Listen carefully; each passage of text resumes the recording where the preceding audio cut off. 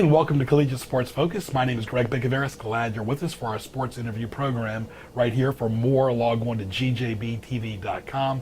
Today we're going to focus on Old Dominion athletics. A pleasure to talk to Karen Barefoot. Great to see you, Greg. Head women's basketball coach at Old Dominion, just finishing your third year, and it's been quite a journey. Next year will be 20 years in coaching. Can you believe that? I don't have any gray hair or anything, and I'm still smiling. You look great. Thank you. Yeah, well, the journey started off at Menchville High School, and then you went from there to CNU. Yeah, I've always loved the game, and I enjoy just the part of the game that you get a chance to teach on the floor. Like, I was that leader that would tell players what to do, where to be, encourage them, and I just knew that coaching was my call. Mm-hmm. And you always talk about players' attitude, but a coach has to have no days off. Your attitude, your desire, your conviction's got to be there from the get-go, and it always has been. Yeah, you really do have to give that championship effort all the time, because I have a chance to shape and mold my players' life. Mm-hmm. I'm not just a coach, I'm their life coach. I'm preparing them for the real world, and that's what it's about. And I take pride in that every single day. Teaching and reaching is what I do, and I enjoy it. It's like you've got your lunch pail. You started off in high school, Division 1, 2, and 3. You have seen it all, and half the battle is showing up, presence, and accountability. I'm just blessed that I've had opportunities to be a coach at different places, and I get a chance to impact their lives. It's a great game. You teach so much, the ups and downs, and I say one of my favorite quotes is, whether you think you can or can't, you're right, by Henry Ford. And that's a big quote, because so many times, you know, you feel like giving up, or you feel like you can't do it, but you can. Next play, keep your head up. There's always a solution to anything. And I think that's the part of coaching I really like.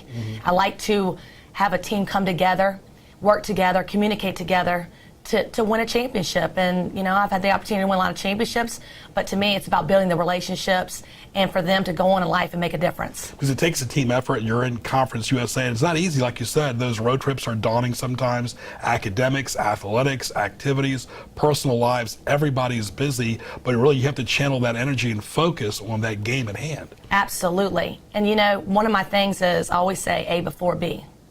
Academics before basketball. And that's pretty big.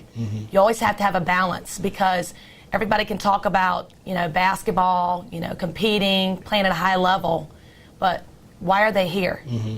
And you got to be enthusiastic for them to when they get a good grade, to celebrate that, to when they're on the road, to making sure that they have study hall. Because by the end of the day, I just want to see them graduate and go on and make a difference. And so it can be challenging, but you always got to make sure that they understand what's important.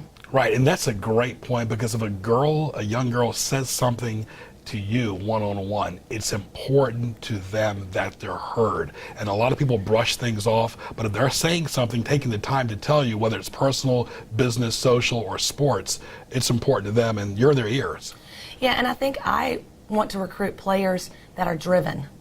Because when that orange ball stops bouncing, what do you want to do with your life? So as I go through the recruiting process, or I'm talking to anybody, or maybe at my camps and I'm talking to kids in general, I always try to get them to have a vision for life.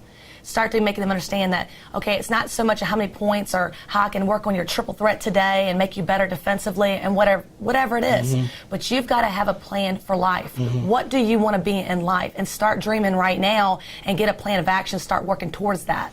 I'm ready to play for it right now. We're talking to Karen Barefoot. Greg. This is Collegiate Sports Focus. Glad you're with us. My name is Greg Bicouvaris. For more, log on to gjbtv.com. She's been a student at Menchville, at CNU, also coached at Elon, Lenore-Rhine, and assistant at Old Dominion, head coach of Old Dominion, USA South Hall of Fame as well. And of course, you love to play basketball, but you're a good example. When that basketball is flat, you took it into coaching, and your love and your desire for the game. I really do love what I do.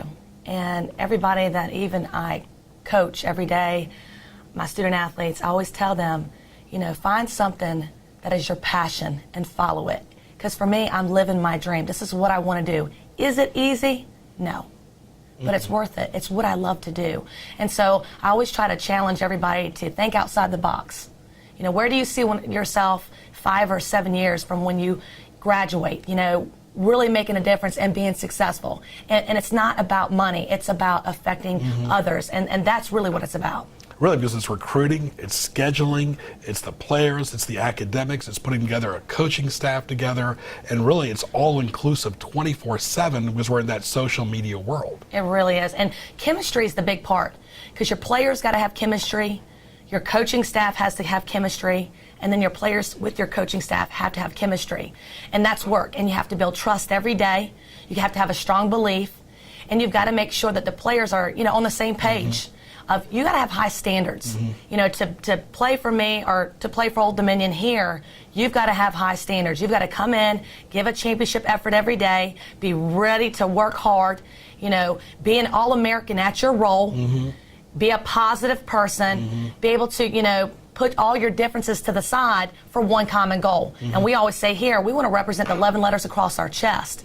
Take that with pride. Every alumni, everybody in the community, you go out there and you leave it out there. You give your best. Right. It's not the name on your back, as we're talking to Karen Barefoot right here. This is Collegiate Sports Focus. Greg Bicouvaris, glad you're with us. She is just finishing up her 3rd year as a women's basketball coach. And one thing that really stands out is how you build the self-esteem for these girls, no matter what sport it is.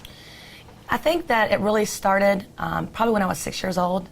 My grandfather, Lynn Wheeler, he played for Julie Kahn in Newport High School. And Julie Kahn was a famous role model in the community. And when I saw my grandfather, when I heard about his stories and playing basketball, and I just knew that, it was something special, because he would tell all the stories about how Julie Kahn was a tough coach, and that, it was more of not tough love, it's love tough. Sometimes people get that mixed up. That's right. It's you're gonna love them, but it's gonna be tough.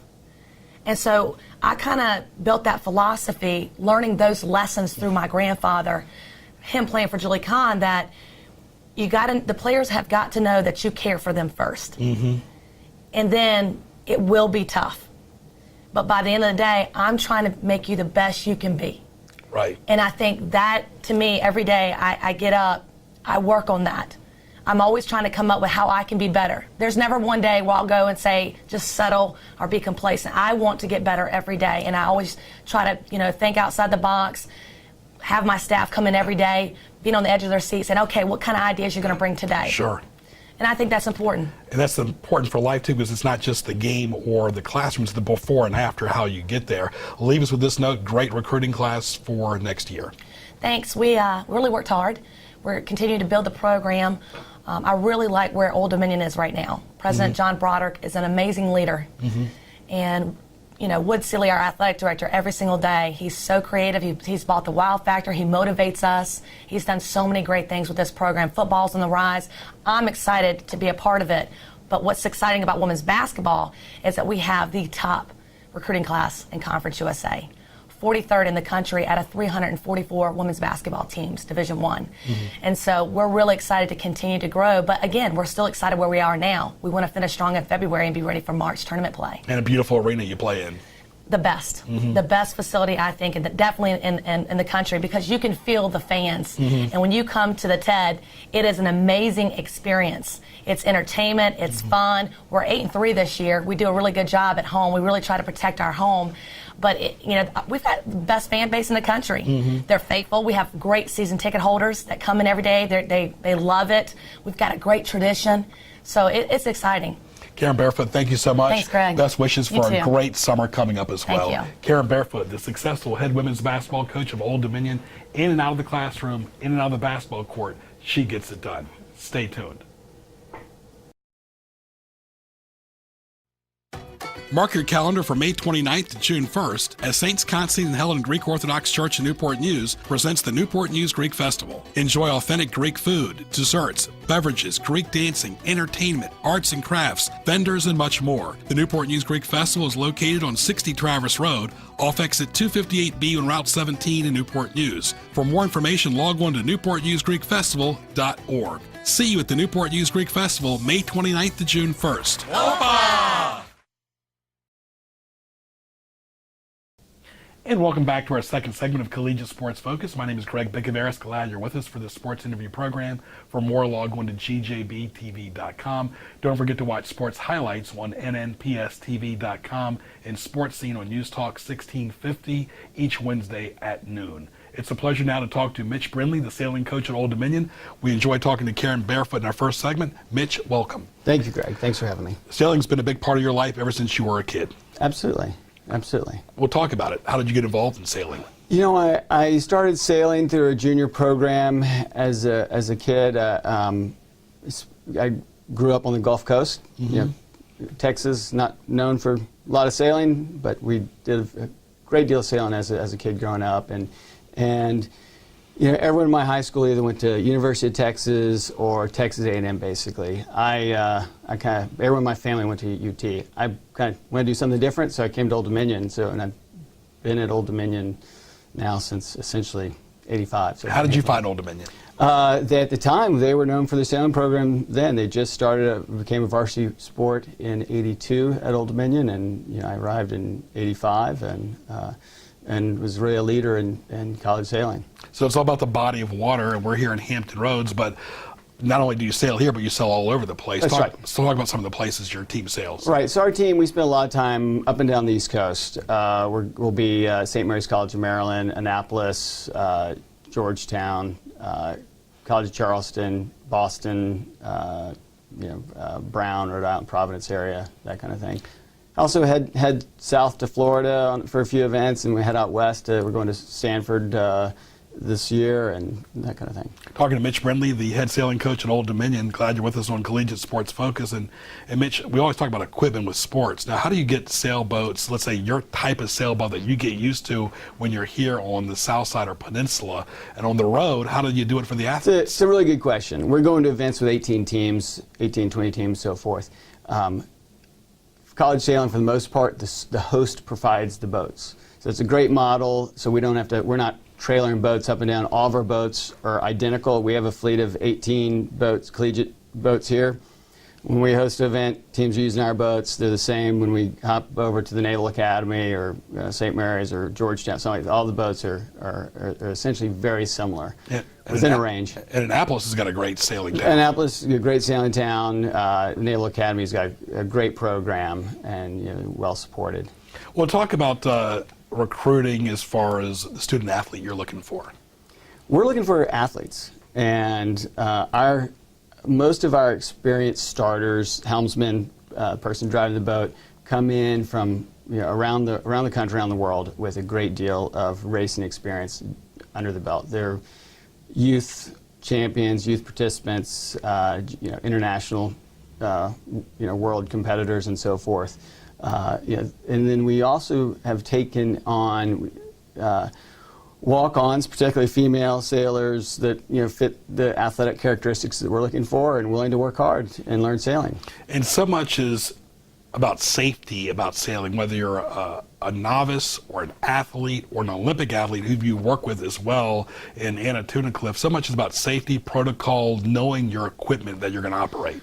Well, it's true, and sailing is really quite a safe sport compared to other contact sports. There's always the risk of injury, head injury, entrapment, other things. We take all the precautions necessary. Well, training someone so they're comfortable in the boat, comfortable in the conditions that they're sailing in. During the winter when we're sailing in February, when we're having the right dry suits and everything. And every time a college sailor goes on the water, they're wearing a life jacket and so forth. That's one of our requirements. Well, we're in the spring now, beyond April 12th and 13th. How does the schedule look? Schedule looks great. We've got a big event up at the Naval Academy with the Truxton Umstead Regatta, and we have quickly following this are our conference championships and the national championships in middle towards the end of May. So for more on the sailing team, go to odusports.com. Mitch Brindley, thank you so much for enlightening us today about sailing, and all the best to you and your family and program in the future. Appreciate it. Thank you. All right, Mitch Brindley right there, the head sailing coach at Old Dominion University on Collegiate Sports Focus. We have Dr. Wood Seelig, the athletic director, coming up next.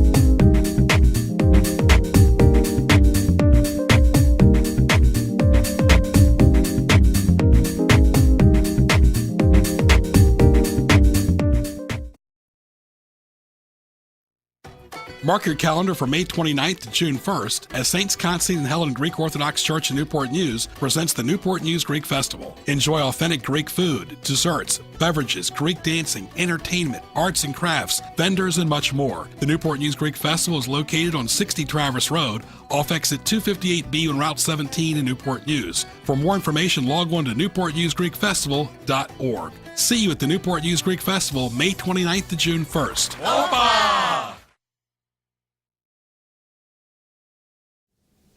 And welcome back to our third segment of Collegiate Sports Focus. For more, log on to gjbtv.com. Find me at Twitter at Greg Bick. And of course, we're going to talk today to Dr. Wood Seelig, the Athletic Director of Old Dominion. Hope you enjoyed our first two segments with Karen Barefoot and Mitch Brindley. Good to see you again, Dr. Seelig. Thanks, Greg. Good seeing you too. I guess your career has evolved with the times. And of course, you've been at a lot of different stops, but you've learned something, whether it was at UVA or VCU or Western Kentucky, along the way. Yeah, I'm really happy to be at Old Dominion right now because this is such a unique time in our institution's history, and I grew up 5 blocks from our campus in Larchmont. So to be 30 years in college athletics and now to be in the prime of my career, hopefully, right here at a school that I knew growing up with family and friends close by really means a lot for me. And the one thing, too, you have 18 sports here that you treat each one the same, whether it's football, basketball, baseball, wrestling, or sailing. That's right. We don't tier sports. Some schools will say these are our tier 1, tier 2, tier 3. And when you do that, it's like a class system. You're telling your athletes, you're telling your coaches, these groups are more important than you. We have 18 sports. We have 450 student athletes. If we're going to put a team on the field, we're going to put them on the field to win. We want championships from all of our sports. They're all tier 1. They're all supported at the highest level with regard to scholarships, coaching, facilities, and budget. So we're in it to win it. And of course, you're always about the good players, good student athletes, good role models, excellent coaches. It's really a trickle-down effect from the admin, from Dr. Broderick to yourself. It's an all-inclusive effort. We have great leadership. President Broderick is very much vested in intercollegiate athletics, both philosophically. I think he understands the value of athletics from a teaching as well as a marketing vehicle for the university. I think he feels that a well-run athletic program can be a source of a lot of pride and can bring people to campus that don't normally come to your campus.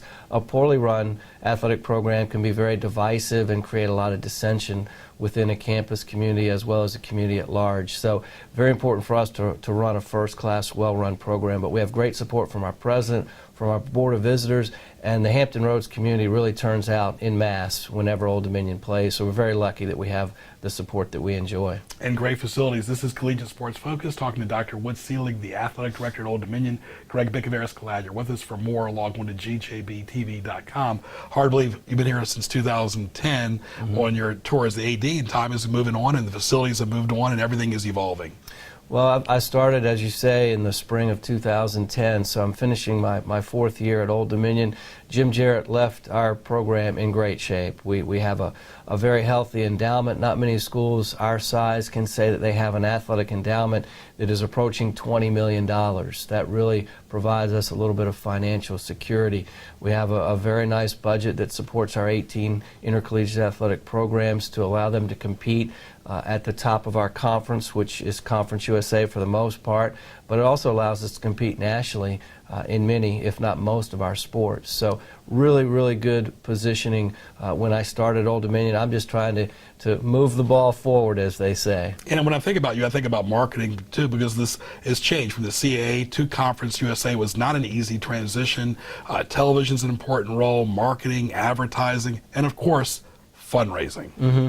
Yeah, now it's so important that the focus is on tuition and fees, and the consumer is very much aware of what are they paying for, what are they getting, and it's becoming well known and documented that universities are going to try and cut back on the fees that they charge their students for other services, athletics being one of them. When I was hired, President Broderick made it very clear that we've got to become less dependent on student fees and more reliant upon donations by individuals, corporate sponsors, and we've done a great job. Our Old Dominion Athletic Foundation exceeded 3,000 individual members for the first time ever. We exceeded $4 million in annual gifts, and we're starting many capital campaigns for some building projects in the near future. That's a great point too, Dr. Seelig, because we were talking to Karen Barefoot earlier, and she said we never settle. We're always evolving. We're always looking for a brand new start, a brand new day. You're doing the same thing too, because we're in the social media world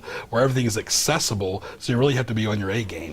We do, and one of the comments that I make is that, you know, when we bring recruits to campus, whether they're high school recruits or they're thinking about transferring, they're 18, 19 years old, and they buy with their eyes. And what they see is going to either convince them this is the right place, the right fit for me, or not. So we've got to make sure all of our facilities shine. We have to make sure our campus is presentable, that we give the tour and the presentation the way we can best position our institution. So we have an athletic precinct that kind of occupies a corner of the campus, and our goal is to make sure every one of our intercollegiate athletic facilities is at the top of its game when we bring visitors through. This is Collegiate Sports Focus, talking to Dr. Wood Seelig, Greg Bicouvaris. Glad you're with us. Follow me at Greg Bick on Twitter, at Sports Highlight, and at GJB TV. And you talk about safety and fan safety, because when you have a football or a basketball game where a lot of people are attending, there's a lot of before and after, whether it's security, parking, marketing, whatever, promotions. It really is an all-day event, especially for football.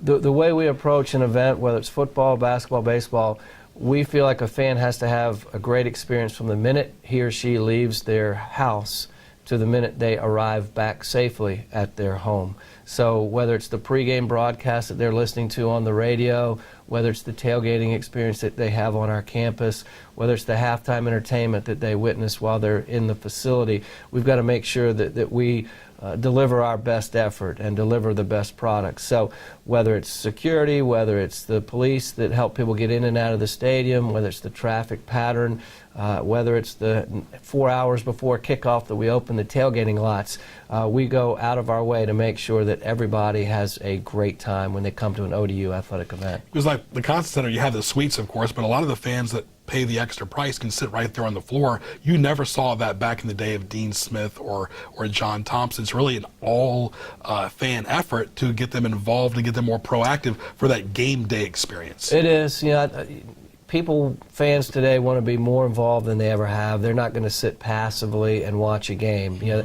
you hear about coaches who let fans call the first play of the game. I mean, that's happening. You know, microphones are in locker rooms, and you're hearing pregame and halftime talk. So people want to be really into the game as much as they possibly can. Even kids will go out and pick up the tee from the kickoff because it gets them on the field, or they'll be out there for the coin toss. So you're constantly thinking of how can you bring the game to the fans and make the fans part of the game.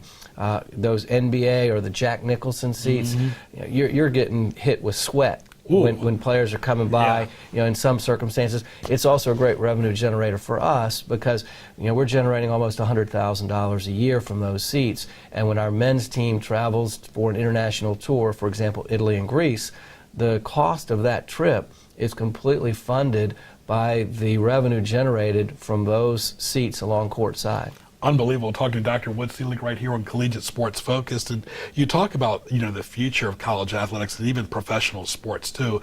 The NFL gets such high TV ratings. The Super Bowl back in February, enormous TV ratings as well. The game day experience for the fan with the weather can be an issue, and more people like to sit home and watch it on high definition television.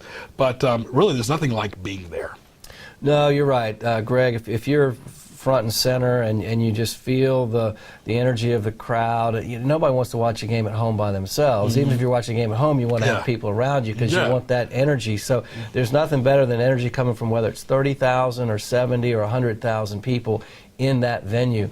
Yeah, as we look at building a new football stadium on the Elizabeth River, that's one of the big concerns I have is how can you deliver as much living room quality for the game that they experience at home, but yet in the stadium. So you want to make sure you have your high definition video boards. You want to make sure you're doing your replays. You want to make sure that you're connected with Wi-Fi for everyone who brings their their phones or their computers, and they want to get the stats and they want to know about the game like they would at home. You've got to have that opportunity while they're sitting at the 50-yard line or in their suite at the stadium. So our new stadium, I hope it's going to be high-tech and can deliver everything that you have when you're home watching the game. What do you hope that'll be happening?